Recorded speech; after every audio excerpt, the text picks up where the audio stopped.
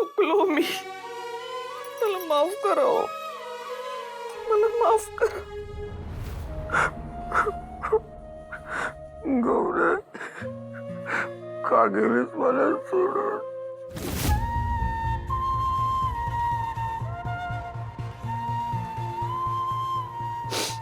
बघ कमी कसं करतोय. मला तर पाहवत नाही त्याची अवस्था.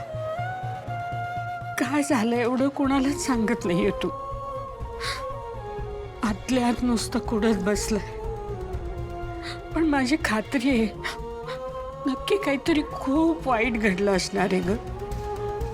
काहीतरी भयंकर घडलं असेल ज्याचं दुःख हा असं आत मनात आत आत दाबून ठेवतोय. आपल्याला कोणालाच काही सांगत नाही. तुला काय वाटतं ग काय असेल त्याच्या मनामध्ये? का अशी अवस्था झाली त्याची? कमळी, मी आई आहे ग त्याची. पण तरी आपल्या मनातलं काही सांगत नाही मला. तू आता काय करू मी? आजी, तुम्ही नका काळजी करू. लवकरच सगळं ठीक होईल. कसं?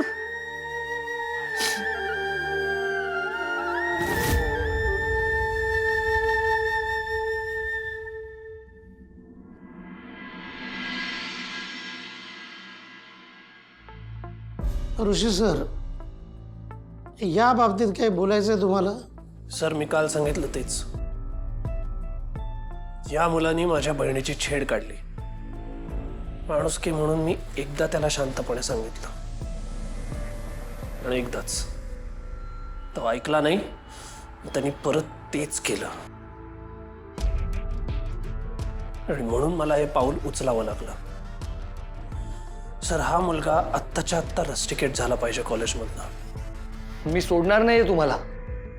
ए, काय करशील रे?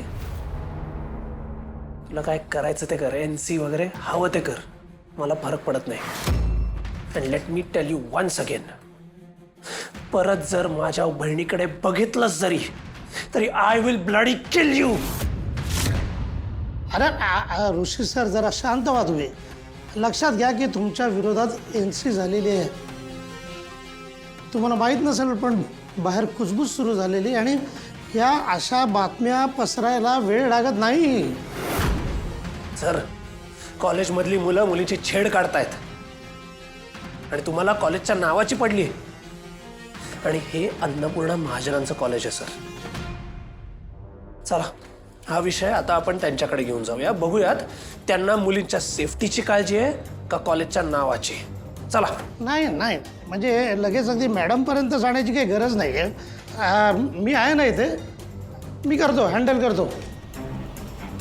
काय रे? हे बघ बाबा, आता मी जे विचारतोय त्याची नीट उत्तरं दे. मला सांग, तू प्राजक्ताचा हात धरला होतास की नाही? एक मिनिट. तिच्या हातावरती तू तुझं नाव लिहिलं होतंस की नाही? लिहिलं होतं, पण सर आम्ही ते मस्करीत करत होतो.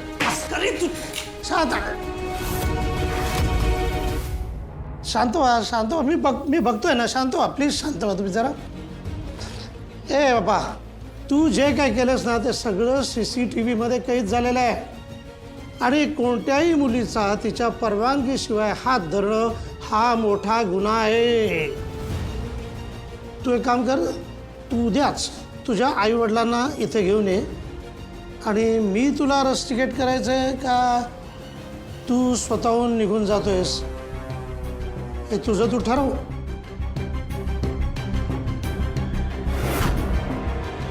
ओ येस येस. सो फायनली आपण भेटतोय. I am so happy. Yeah, see you. Looking forward. Bye. Kamli, great तू आलीस. ऐक ना, माझं काम केलंस?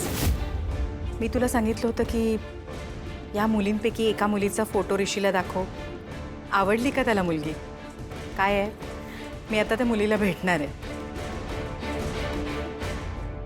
अरे कमळी, राजन काका कसे आहेत आता? नाही, शुद्धीवर आले की अजूनही बेशुद्धच आहेत? रोहित, कमळी, कसं आहे ग राजन आता? मी अन्नपूर्णाताईंना फोन केला होता. बरं आहेत आता. कमळी, तुला आत्ता जसे तुझे बाबा दिसत आहेत ना, राजन तसा अजिबात नाही. गेले अनेक वर्ष मी त्याला ओळखते. राजन खूप चांगला आहे, खूप प्रामाणिक आहे. हल्ली त्याला काय झालंय ना, मला तेच कळत नाही. का असा वागतोय? मला वाटतं त्याला ना मनात कुठली तरी गोष्ट खाते आणि तो ती आपल्या कोणाशी शेअर करत नाही. तू प्रयत्न केलास त्याला विचारायचा की त्याला काय होतंय, तो असा का वागतोय? मी विचारलं, खरं त्यांनी काय सांगितलं नाही.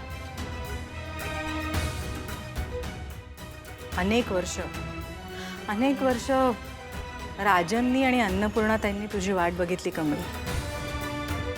आणि जेव्हा तू त्यांच्या आयुष्यात आलीस ना, तेव्हाचा त्यांचा आनंद मी कधीच विसरू शकत नाही. इतके खुश होते ना दोघं. तुला खरं सांगते, तू त्यांचा आनंद आहेस, त्यांचा आधार आहेस. आता तुलाच त्यांना सांभाळायचंय, कळलं?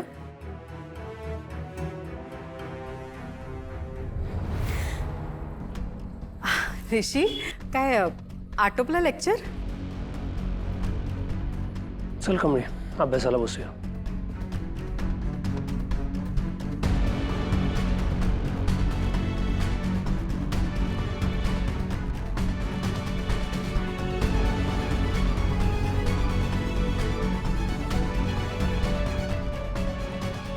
रोहित, काय चाललंय तुझं? कसली भाषा वापरतोयस? काही झालं तरी राजन तिचे वडील आहेत. हल्ली फार उद्धटासारखं बोलायला लागलेस ना तू. And I am not liking this. हे समज माझ्यामुळेच झालंय. नाही, आता मला लय वेळ करून चालणारच नाही. मला काय बी करून त्यासने भेटायलाच लागणार. त्यांना मी खोटं बोललो आणि ते का बोललो हे समद सांगायला लागणार. त्याशिवाय हे बंद होणार नाही. खरं काय करू? कसं बोलवते असते? मला तर त्या घरात जाता बी येणार नाही. मला असं काहीतरी करायला पाहिजे का माझा निरोप त्यांच्यापाशी पोचला पाहिजे. हा,